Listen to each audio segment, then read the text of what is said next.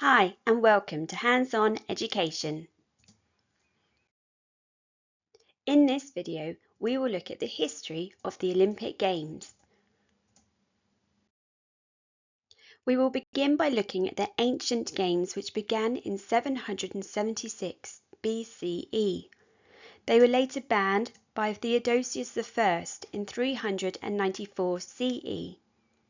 In 1896, the games that we know today began again.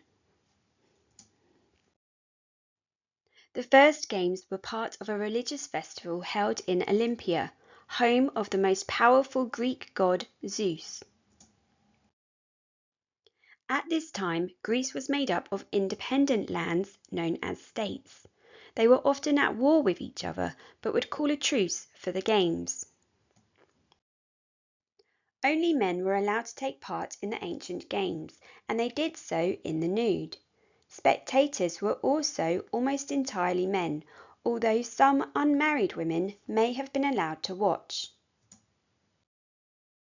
There was another competition, the Heraean Games, in which women could compete.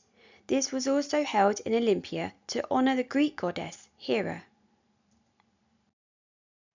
The winner of each event had an olive wreath placed on their head. In the first Olympic game in 776 BCE, the competition consisted of only one race, a foot race of about 190 metres, and only lasted one day. The first event was called the Stadion, which is also the name of the track where it took place, and where the name stadium, which we use today, comes from. Over the years, more sports events were introduced, including laps around the stadium, boxing, wrestling, chariot racing, long jump, and javelin throwing. In 146 BCE, the Romans conquered Greece. For a time, the Olympic Games continued. However, in 394 CE, the Roman Emperor Theodosius I banned the Olympic Games. At this time, Rome had converted to Christianity, and the emperor banned any festivals relating to other religions. Inspired by the ancient Olympic Games, the International Olympic Committee was established in 1894 by French educator Pierre de Coubertin. He believed sports could improve people's lives and bring peace around the world. This competition would not be held in only one country, but would bring athletes from around the world together. In 1896, the first modern Olympic Games took place.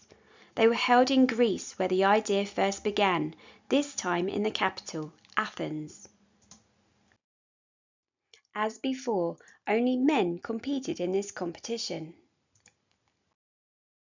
In the first games, winners received silver medals and runners-up received bronze.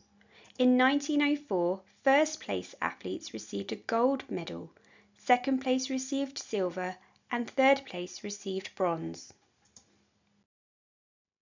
The official symbol of the Olympics was shown in the 1920 Games. Designed by founder Pierre de Coubertin, the design shows 5 interlocking rings representing the 5 regions of the world coming together.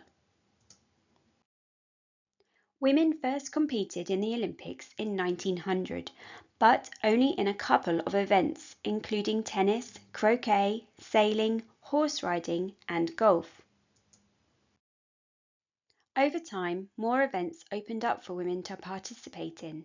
However, it wasn't until 1928 when women could take part in athletics competitions. Even then, they were not allowed to run a distance longer than 800 meters. Gradually, more events for female athletes have been added, but it has been a slow process. In 2000, the first women's weightlifting event was held. In 2008, the first women's BMX event was seen, and as recently as 2014, we saw the first women's ski jump event.